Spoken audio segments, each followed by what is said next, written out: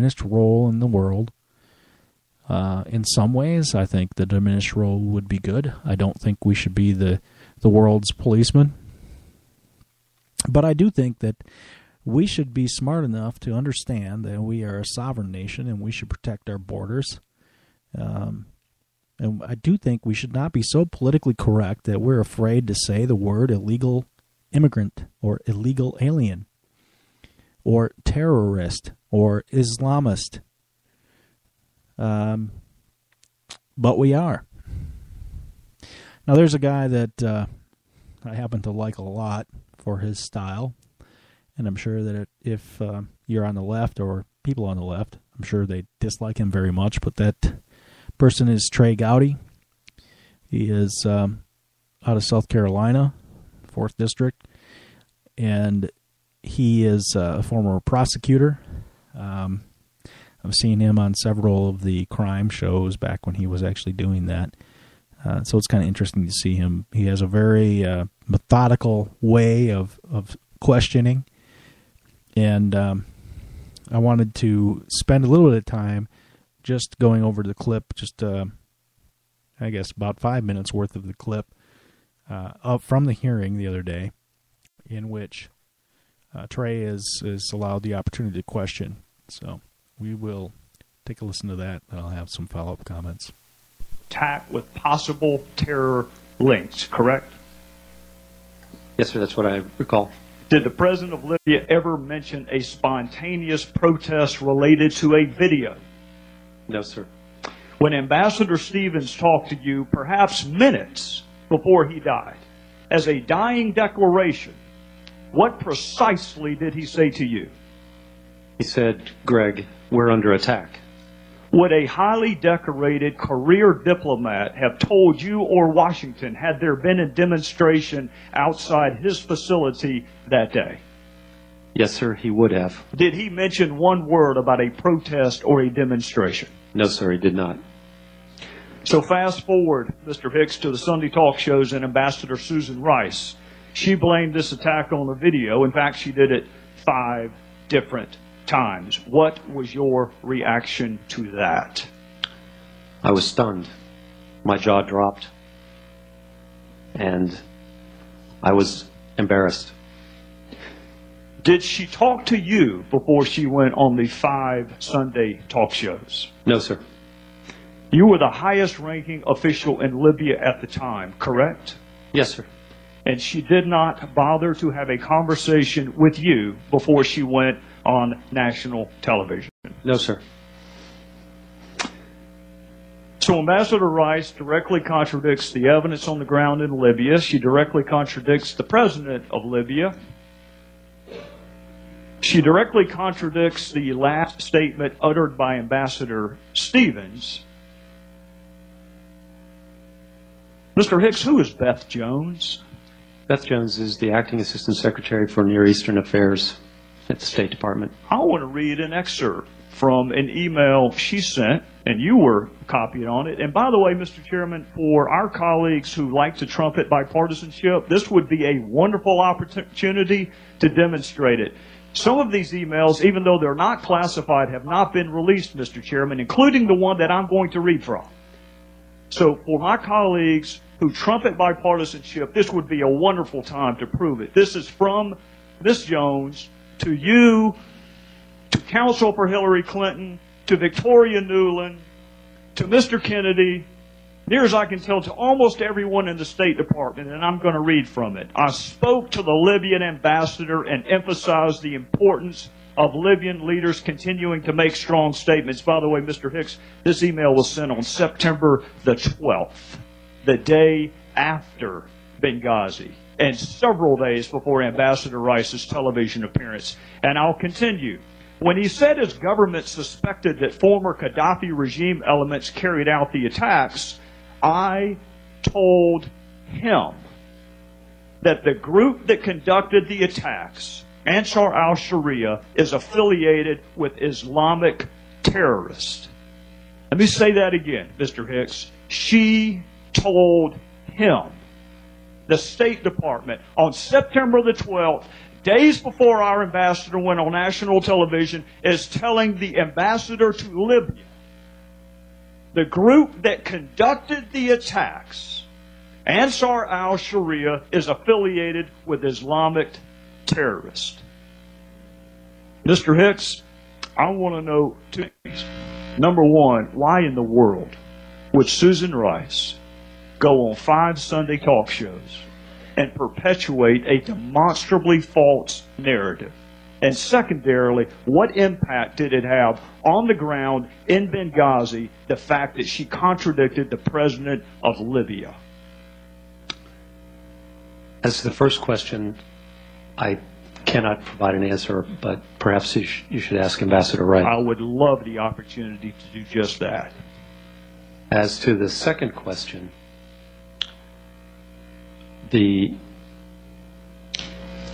at the time we were trying to get the FBI to Benghazi to begin its investigation. And that talk show actually provided an opportunity to make that happen. Afterwards, we encountered bureaucratic resistance for a long period from the Libyans. The Libyan government at this time is not very deep. President, Prime Minister, Deputy Prime Ministers, ministers, all capable people. Some vice ministers as well. And it took us an additional my math's not very fast these days, maybe 18 days to get the FBI team to Benghazi.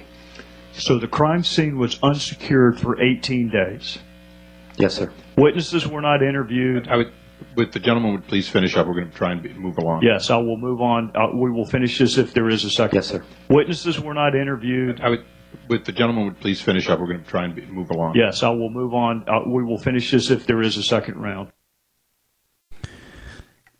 So, one thing that I find interesting in this is that due to Susan Rice's comments on the talk shows that Sunday, the FBI was delayed in doing their investigation. I think that the number of days was 18 days. And, of course, if you remember, when they got there, they were picking up confidential documents from the floor. Makes you wonder what was there and that was taken. We also know that the suspected perpetrator of this attack, or the leader of this attack, was seen enjoying a nice fruit rum beverage or some such thing. Who has been brought to justice for this? Who has been brought to justice? This man, Barack Obama, cares about Barack Obama.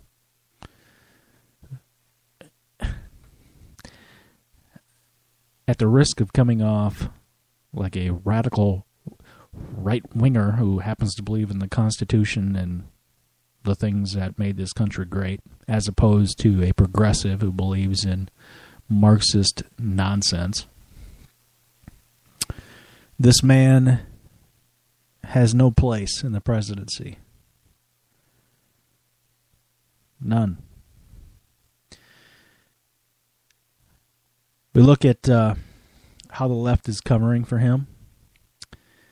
They're having a harder time now, obviously, with everything that's happening. But they certainly attempt it. And they attempt it by, again, distraction, by mocking people who actually are telling the truth and making valid points. They're counting on the American people who are sheep, who are more concerned with plucking away at their their smartphone. And,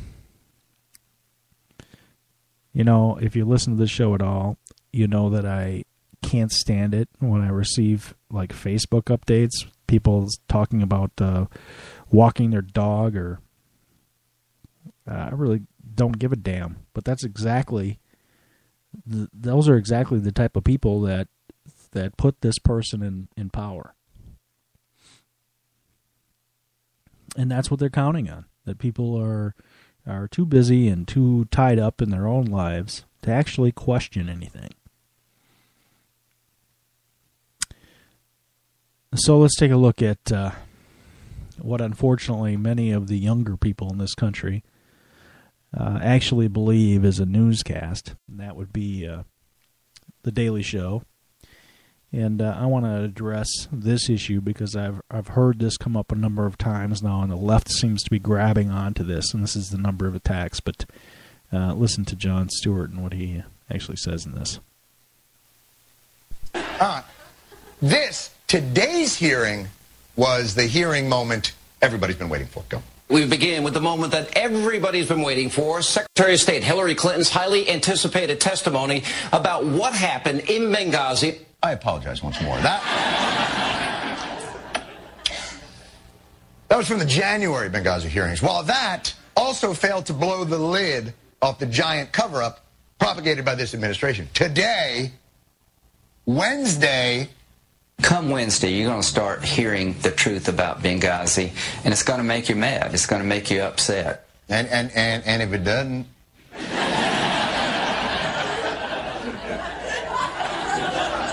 we'll have another one until it does. You may be wondering why.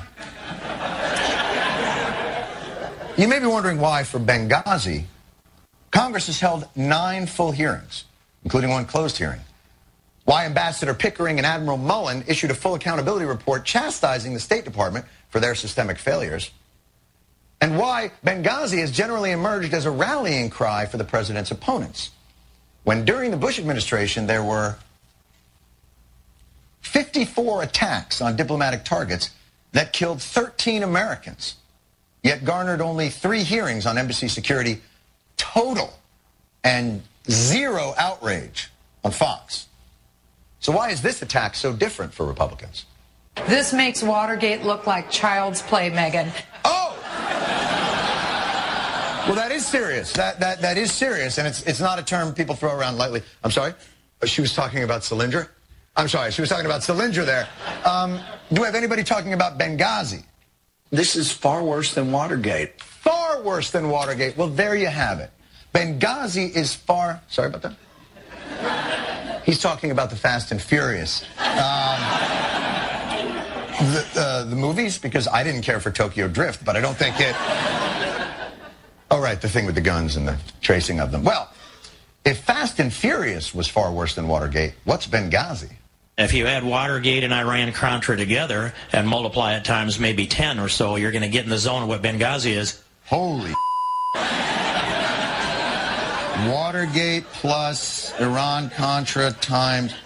So you're saying that the incident where, by order of the President of the United States, people broke into the Democratic headquarters to bug it to gain strategic advantage in a presidential election, and then covered that up by trying to use the power of the presidency to squash the Justice Department, and then added that to the Reagan administration's secret deal to illegally sell arms to Iran in exchange for hostages and money that could then be funneled to Central American right-wing death squads, end parentheses, times 10. Well, I'm in. I'm in. How could it not be? I'm in. What did the president do? When it all went down in Benghazi, the administration facing the election went into panic mode, wanted to contain it, don't send in the military, don't blow this into a bigger thing that's going to be. This Obama administration in this case was cowardly, duplicitous, and they sacrificed American lives for politics. You know what? Actually, outrage justified. For the President of the United States to consciously allow Americans to die to protect his own political chances is damning, and your level of anger is in fact justified. As is the question you've been asking now for 8 months. Where's the media outrage on Libya?